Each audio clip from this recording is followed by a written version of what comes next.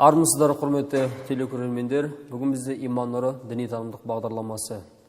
Бүгінгі біздің қозғайтын тақырыбымыз жалпы Ақтөбе облысындағы діни ахуал, соның ішінде кейбір қазіргі таңда діни қызмет және діни бірлестік туралы заңнамаларға өзгерістер енгізілу мемлекетімізде күтілуде. Сол заңнама туралы барысында әңгіме сұхбат өрбітетін боламыз. Алдымен әрине студиямызға келген қонақпен таныс болалық.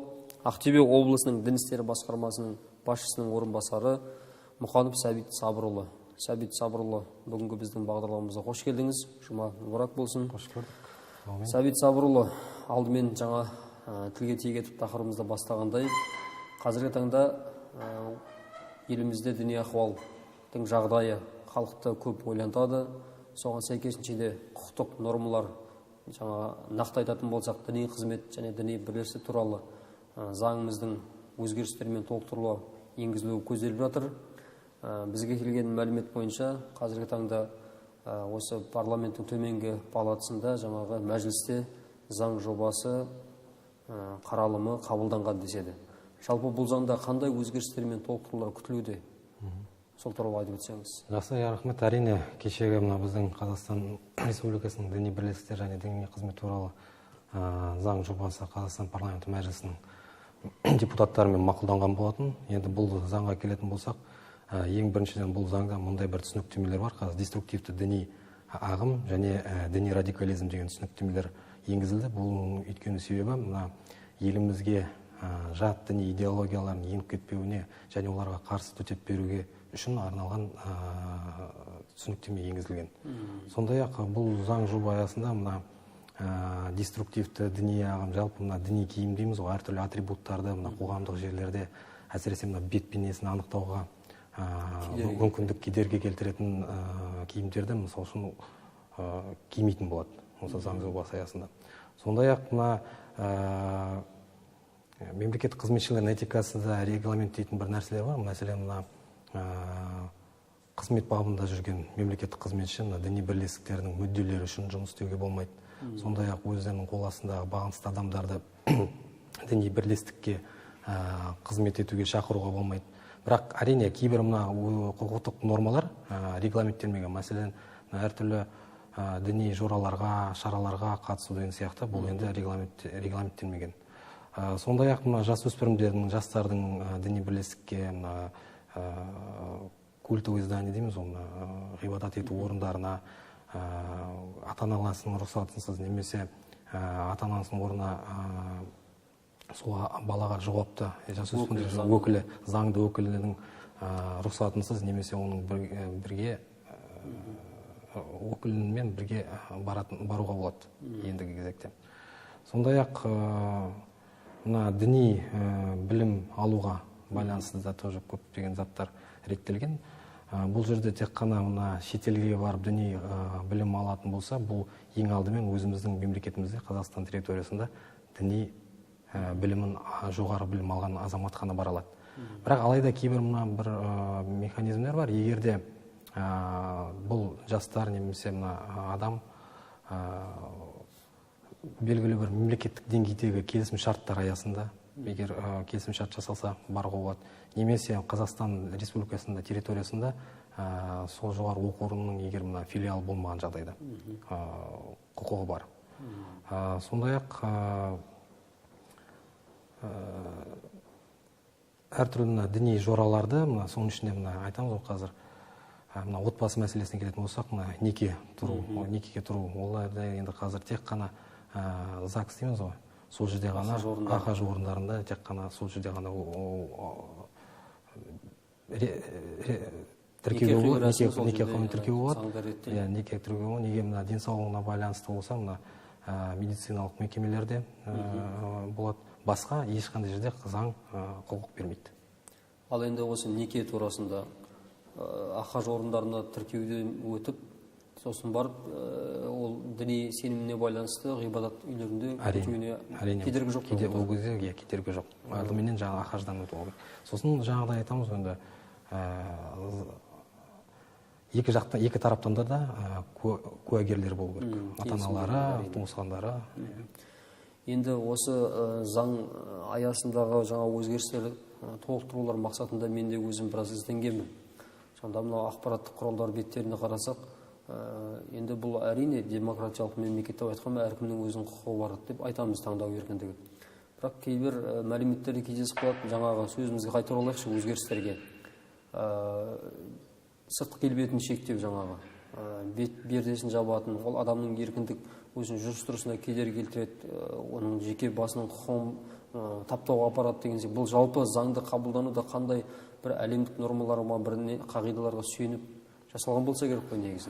Әрине, бірінші солай. Кеше енді министрлік, Қазақстан Республикасының дін істері және азаматтық қоғам министрінің сөздерін келтіретін болсам, жалпы мына елімізде діндар адамдардан бөлек дінге сенбейтін, мүлдем атеист, агностик адамдар да бар. Олар мемлекетімізде 14%-дан асып жығылады екен. Сондықтан олардың да құқықтарын, діндар адамдардың құқықтарын қалай біздер қорғаймыз, дәл солай олардың да құқықтары қорғалу керек. Сол себептен мына қазір мына заңға кіргізіп жатқан жаңа нормалар, жаңа айтып отырмыз, қоғамдық орындарда діни атрибутикалық киімдерін кию деген сияқты. Соның ішінде мына білім беру мекемелеріне де қазір оқушылардың мектеп формасының сақталуына байланысты бәрі де осы білім және ғылым министрлігінің ережесінде орындатуға да осы заңның көмегі келіп қалады деген ойдамыз. Осы орайда заңды жалпы мынау өңір көлемінде біздің облыс аумағында қаншалықты сіздің басқарма тарапынан түсіндіріліп насихаттау жұмыстары жүргізілді ме? Әрине. Халықтың қабылдауы қалай жалпы? Әрине, былтырдан бері осы заң жобасы осы облыс тұрғындарының арасында барлық үлкенді кішілі шаралардың барлығында да мына халықпен кездескен кезде түсіндірілген болатын. Оның ішінде ақпараттық түсіндіру топтарының мүшелері де бар. Ең белді біздің облысымыздағы зиялы қауым өкілдері, сондай-ақ ұстаздар, профессорлар, теологтар, имамдар, сондай-ақ белсенді жастар қоғамдық бірлестіктерде атсалысып осы заңды талқылауға, түсіндіруде өздерінің септіктерін тигізді. Жалпы адамдар халық тарапынан жақсы қабылданып отыр. Бәрі де түсініп, осы әрине бұл заң керек, тәртіп керек деген өздерінің жеткізіп жатыр. Осы заң аясын түсіндіруде халық арасында ақпараттық түсіндіру топтарын пайдаланып жатырмыз деп. Жалпы біздің білуімізше облыста дін мәселелері бойынша осы кең көлемді ақпараттық түсіндіру тобы жұмыс жасап жатыр. Жалпы бұл топтың бет алысы, аяқ алысы, қызмет, жалпы жұмыс бағыты туралы кеңірек тоқталып өтсеңіз, осы ақпараттық топ турасында. Жалпы ақпараттық топтың ішінде құрамында жаңа адамдарды айтып өттім, ол қандай теологтар бар, құқық қорғау органдарының мамандары да, қызметкерлері де бар. Имамдар, Қазақстан мұсылмандар діни басқармасының өкілдігінің имамдары бар. Басқа да діндегі теологтар бар. Өзіміздің қоғамдық қайраткерлер, зиялы қауым өкілдері, ақсақалдарымыз, профессор, оқытушылық құрамдар, мемлекеттік қызметшілер, барлығы да осы ақпараттық түсіндіру тобының аясында әрбір аудандарға белгілі бір жоспар бар. Сол жоспар аясында әртүрлі шаралар өткізіледі. Әсіресе халық арасында кең көлемді түсіндіру жұмыстарын жүргізуде. Сондай-ақ бұдан бөлек қазір айтамыз, деструктивті діни ағым мүшелерінің солармен жеке кездесу өткізетін, оңалту жұмыстарын жүргізетін де арнайы мамандар да бар. Сол топтар жұмылдырылған. Керемет. Енді жаңа осы үстіміздегі жылы облыс әкімінің тікелей қолдауымен, облыстық прокуратураның қолдауымен сәуір айдың 2-ші жұлдызынан бастап мамыр айының 4-сі аралығында халық қауіпсіздігін қамтамасыз ету деген үлкен жоба облыстық көлемде жүріп өтті. Оған осы облыстағы аудандардың деңгейлері қамтылды. Жалпы осы халықтың қауіпсіздігін қамтамасыз ету деген жоба менің білуімше 2016 жылы жаңағы Ақтөбедегі болған террористік актіден кейінгі ұйымдастырылып келе жатыр жылда бірнеше мәрте. Биылғы жылға өткен осы бір ай көлеміндегі кең көлемде түсіндіру жұмыстары жалпы қалай ұйымдастырылды, қаншалықты ерекшелік болды, өткен жылға салыстырғанмен қандай бір ерекшелік және нәтижелер қаншалықты болды, сол туралы айтып өтейікші. Жалпы халықтың қауіпсіздігін қамтамасыз ету жобасы, өзіңіз айтып өткендей, дәстүрлі жылма-жыл біздерде облыс көлемінде аталып өтеді.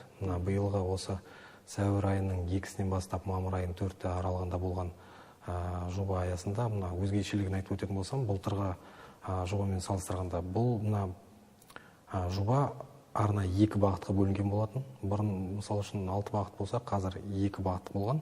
Сол 1 бағыттың ішінде өзінде бірнеше бағыттар бар. Соның мына халықтың қауіпсіз қамтамасыз ету мына дін саласына қатысты болатын болса, бірінші бағыт бойынша барлығы 31 маман жұмылдырылған болатын. Бұған былтырғы жылмен тағы да бір өзгешелігі айтып кететін болсам, спорт және мәдениет басқармасы да енгізілген болатын мамандары. Бұлар қазір айтып өтемін, не себепті олар кіргендерін. Жалпы біздің дін істер басқармасы, білім басқармасы, сондай Қазақстан мұсылмандар діни басқармасының өкілдіктері, ақпаратты түсіндіру топтарының мүшелері енгізген 31 адам жұмыс етілді. Оның ішінде теологтары да бар, мемлекет қызметшілері де бар. Жалпы осы 5 ауданда Мұғалжар, Темір, Алға, Байған және Шалқар аудандарында осы 1 ай көлемінде ақпарат түсіндіру жұмысшылар, мүшелері жұмыс істеген болатын. Жалпы басында біздер осы 27 елді мекенді қамтитын 200-ден астам іс-шара өткіземіз деген ой болған, жоспар болған, бірақ жоспардан асып біздер барлығы 31 елді мекенді аралап 330-дан астам іс-шаралар өткізген болатын. Жалпы осы 5 ауданның тұрғындары 234 мыңнан астам халық болатын болса, соның 10%, яғни 23 мыңға жуық адамы қамтылды.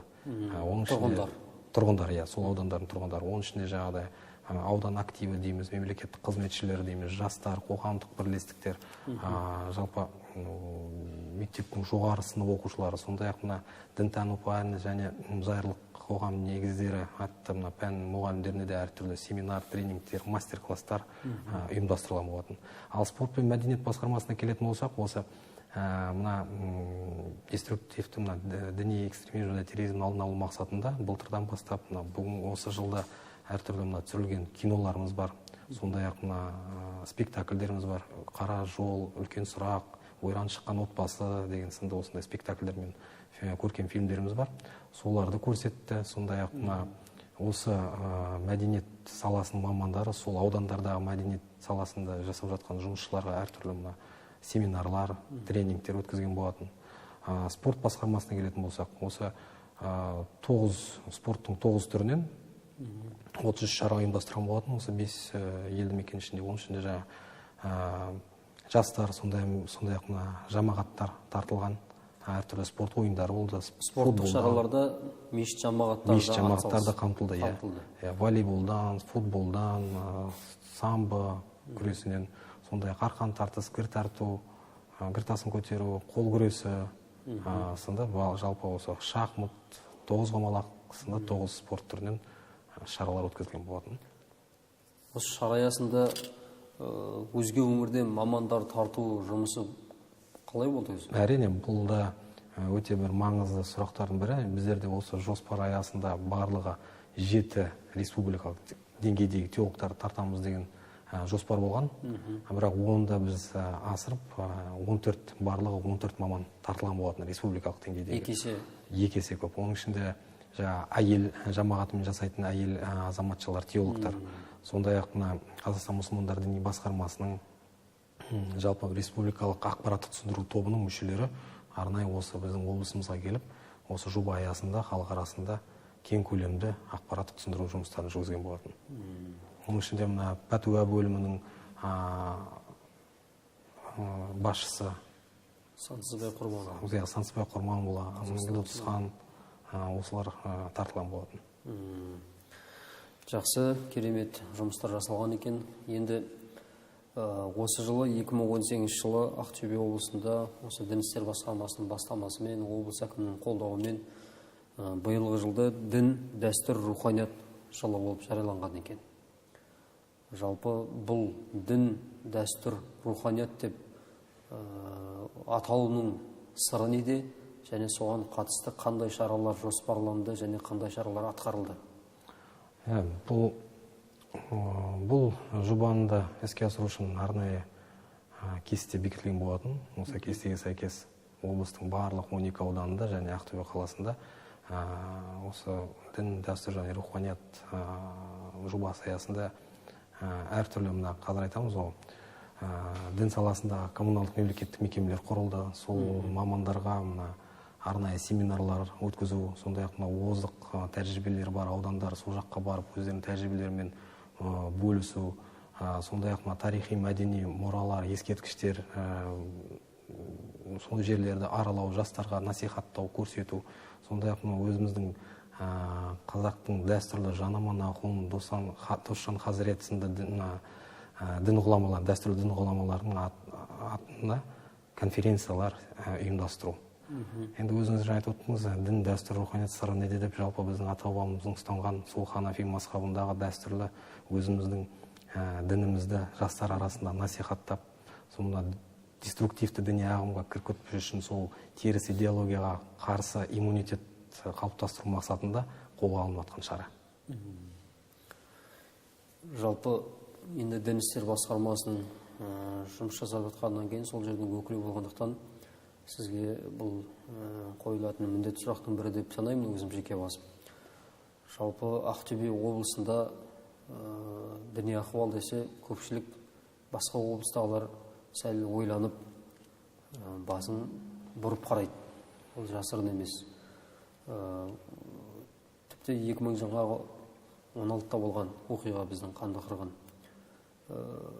Қазіргі таңда 2018 жыл діни ахуалдың қандай деңгейде тұрмыз біз?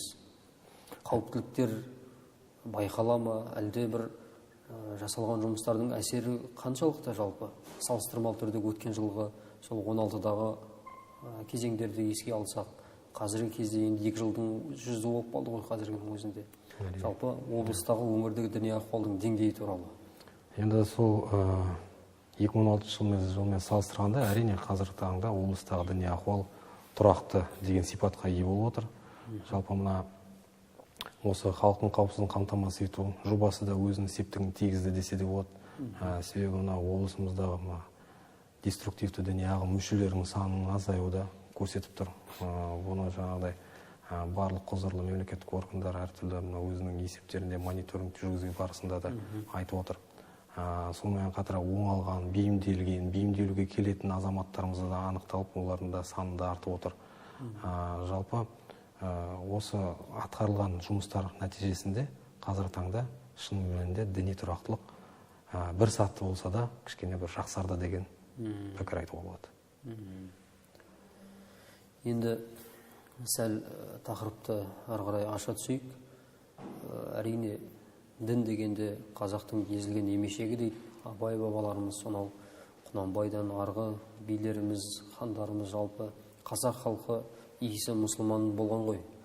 Қазақ жазирасы топырағы мұсылманшылықпен нәр алған деп жатады тарих қойнауларын ақтарсақ. Қазіргі таңда әрине мәселе бар, жоқ емес. Оны жасырып та қала алмаймыз. Ұсақ-түйек мына отбасында туындаған мәселелер дінге қатысты. Жастардың мәселесі.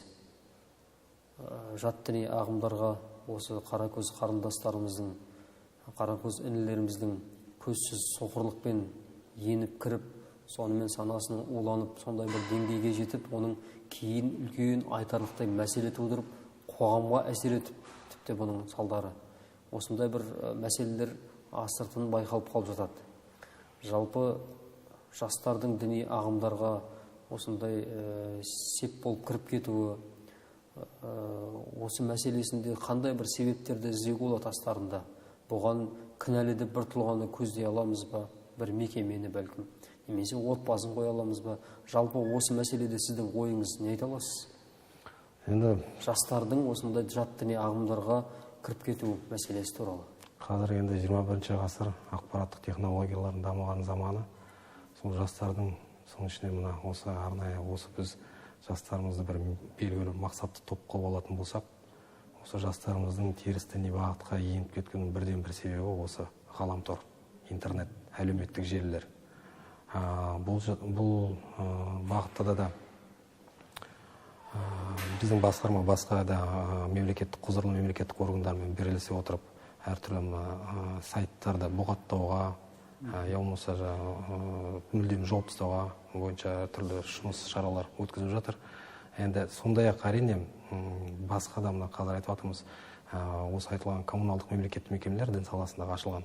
Олардың да өздерінің парақшалары ашылып әлеуметтік желілерде. Оларда мына теріс діни ағымдарға қарсы тойтарыс беретіндей ақпарат материалдар, әртүрлі видеороликтер, басқа да бір туындыларын шығарып жатыр. Бұл тек қана осы айтылған аудандар емес, жалпы біздің басқарманың әлеуметтік желілердегі парақшалары, Аңсар ақпараттық талдау орталығының ресми сайты мен парақшалары да өзінің үлесін тигізіп жатыр деген ойдамын.